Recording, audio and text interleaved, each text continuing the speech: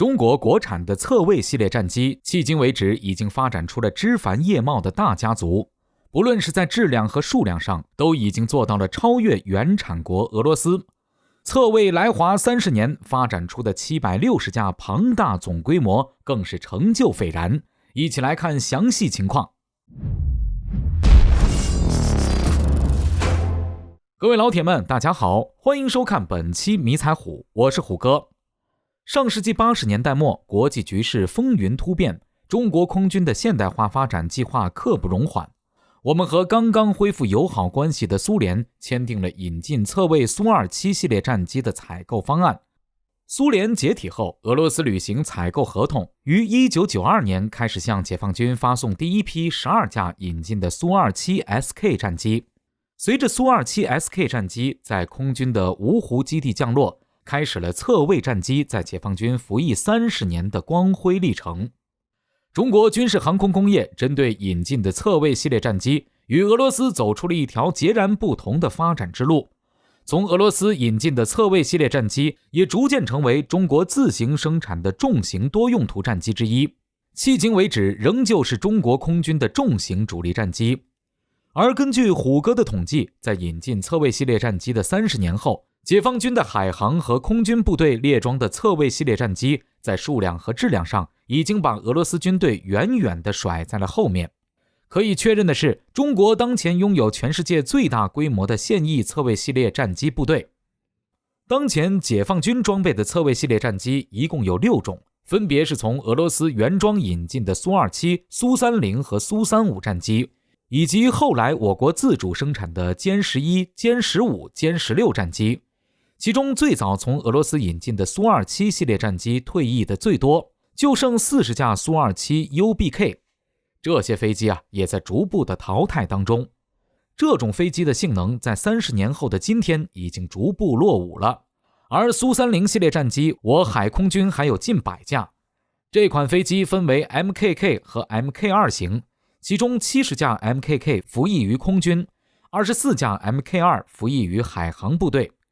这款战机也是根据中方的需求研发的，是重型全天候远程打击战斗机，具有强大的对海能力，比苏27更为先进。但是往后这些飞机预计将被更先进的歼11 BGH 取代。苏35战机则是中国在前几年购买的，首批24架，这是俄军最先进的苏霍1战机。但是在演习中多次落败我军的歼10C 和歼16战机，其整体性能在我军的3代半国产战机里面勉强能够占据一席之地。而我国自主研发的歼11、15、16战机，虎哥则认为在技术上已经完全做到了青出于蓝胜于蓝。歼11战机是我国此前仿照苏27 SK 生产的型号，早期的歼11A 完全是苏27国产化版本。但是后期随着中国军工业和科技水平的进步，歼11战机开始逐渐采用国产化装备，如航电、武器、有源相控阵雷达、发动机等。到最终改型歼11 BG 上，其综合战力是向歼16看齐的，作战实力是完全超越俄罗斯原版的侧卫系列战机的。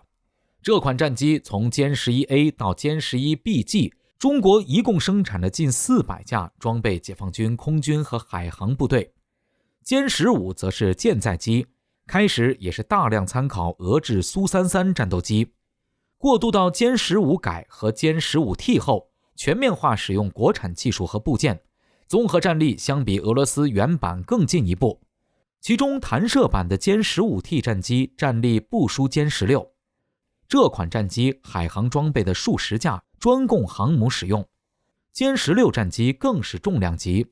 美媒认为这是最好的侧卫系列战机。这款战机在歼11B 基础上衍生的先进重型多用途双座战机，具备远距离超视距攻击能力和强大的对地对海打击能力，可以说是最强的国产侧卫战机，综合性能全面超越俄军最先进的侧卫苏35。而且歼16的产量也有小200架，全部服役空军。所以仔细一合计，解放军现役的侧卫战机总数超过760架，这个数字可以说是俄罗斯空军的1倍多。其中先进3代半侧卫超过300架。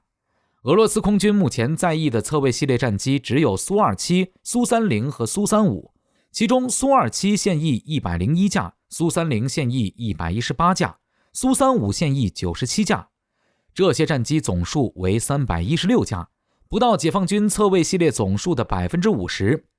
更重要的是，俄罗斯所有的侧卫系列战机因为在雷达航电、火控方面、武器方面和中国的差距，已经意味着全方位落后解放军的现代化侧卫战机了，如歼16和歼11、15的现代化改型。这就意味着俄罗斯空天军装备的侧卫系列战机相比解放军不光是数量少，性能也赶不上。可以说这主要得益于中国军工业这30年的迅猛发展，这是中国空军反超俄空天军的重要基础。不知道当年俄罗斯出口中国侧卫系列战机的时候，有没有想到今天？如果早知道30年后最好的侧卫战机只有中国能够生产，也不知道当年的俄罗斯会不会后悔。